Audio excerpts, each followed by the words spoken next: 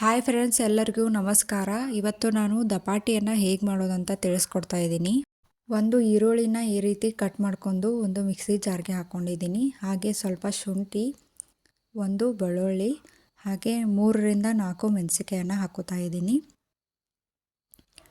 ನಂತರ ಸ್ವಲ್ಪ ಅಜ್ವೈನು, ಹಾಗೆ ಸ್ವಲ್ಪ ಜೀರಿಗೆ ಮತ್ತು ಸ್ವಲ್ಪ ಕೊತ್ತಂಬರಿನ ಹಾಕಿ ಸ್ವಲ್ಪ ನೀರು ಹಾಕ್ಕೊಂಡು ಈ ರೀತಿ ನೀವು ಮಿಕ್ಸಿ ಜಾರಲ್ಲಿ ಸ್ಮೂತಾಗಿ ಪೇಸ್ಟ್ ಮಾಡ್ಕೋಬೇಕಾಗುತ್ತೆ. ಆಮೇಲೆ ಇಲ್ಲಿ ನಾನು 2 ಕಪ್ಪಷ್ಟು ಜೋಳದ ಹಿಟ್ಟನ್ನು ತಗೋತಾ ಇದ್ದೀನಿ. ಅರ್ಧ ಬಟ್ಲಷ್ಟು ಕಡಲೆ ಹಿಟ್ಟನ್ನು ತಗೊಂಡಿದ್ದೀನಿ. ಅರ್ಧಕ್ಕಿಂತ ಕಡಿಮೆ ಅಂದರೆ ಸ್ವಲ್ಪ ಅಕ್ಕಿ ಹಿಟ್ಟನ್ನು ತಗೊಂಡಿದ್ದೀನಿ. ರುಚಿಗೆ ತಕ್ಕಷ್ಟು ಉಪ್ಪು, 1 ಸ್ಪೂನ್ ಚಿಲ್ಲಿ ಪೌಡರ್, ಹಾಗೆ ಅರ್ಧ ಸ್ಪೂನ್ ಅರಿಶಿನ ಹಾಕ್ಕೊಂಡು ರುಬ್ಬಿ ಇಟ್ಕೊಂಡಿರುವಂಥ ಪೇಸ್ಟನ್ನು ಹಾಕ್ಕೊಳ್ಳಿ. ಹಾಗೆ ಸ್ವಲ್ಪ ಬಿಸಿನೀರನ್ನು ಹಾಕ್ಕೋಬೇಕಾಗುತ್ತೆ.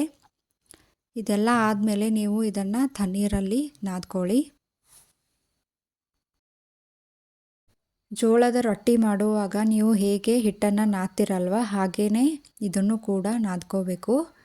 ಸ್ವಲ್ಪ ನೀರು ಹಾಕ್ಕೊಂಡು ನಾದ್ಕೊಳ್ಳಿ.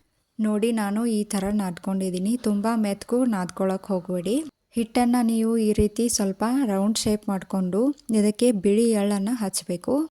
ಇದನ್ನು ಬಡಿಬೇಕಾದ್ರೆ ನೀವು ಸ್ವಲ್ಪ ಕೆಳಗೆ ಜೋಳದ ಹಿಟ್ಟನ್ನೇ ಯೂಸ್ ಮಾಡಿಕೊಂಡು ಬಡಿಬೇಕಾಗತ್ತೆ. ಈ ರೀತಿ ಸ್ವಲ್ಪ ಕೆಳಗೆ ಹಿಟ್ಟನ್ನು ಹಾಕ್ಕೊಂಡು ಈ ರೀತಿ ಬಡಿತಾ ಬನ್ನಿ. ಸೇಮ್ ನೀವು ಜೋಳದ ರೊಟ್ಟಿ ಹೇಗೆ ಮಾಡ್ತಿರಲ್ವ ಹಾಗೆ ಬರುತ್ತೆ. ಪೂರ್ತಿ ಈ ಥರ ಬಡಿದಾದ್ಮೇಲೆ ನೀವು ಒಂದು ಸೈಡು ನೀರನ್ನು ಹಚ್ಚಬೇಕಾಗುತ್ತೆ. ನೋಡಿ, ಈ ಥರ ನೀರನ್ನು ಹಚ್ಕೊಳ್ಳಿ. ಆಮೇಲೆ ನೀವು ಇನ್ನೊಂದು ಸೈಡು ಎಣ್ಣೆನ ಹಾಕಿ ನೋಡಿ, ಈ ಥರ ಎಣ್ಣೆ ಹಾಕ್ಕೊಳ್ಳಿ. ನೋಡಿ ಯಾವ ಥರ ಉಬ್ಬಿದೆ ಅಂತ. ಈ ವಿಡಿಯೋ ನಿಮಗೆ ಇಷ್ಟ ಆಗಿದ್ದರೆ ಲೈಕ್ ಮಾಡಿ, ಶೇರ್ ಮಾಡಿ, ಸಬ್ಸ್ಕ್ರೈಬ್ ಮಾಡಿ. Thank you for watching.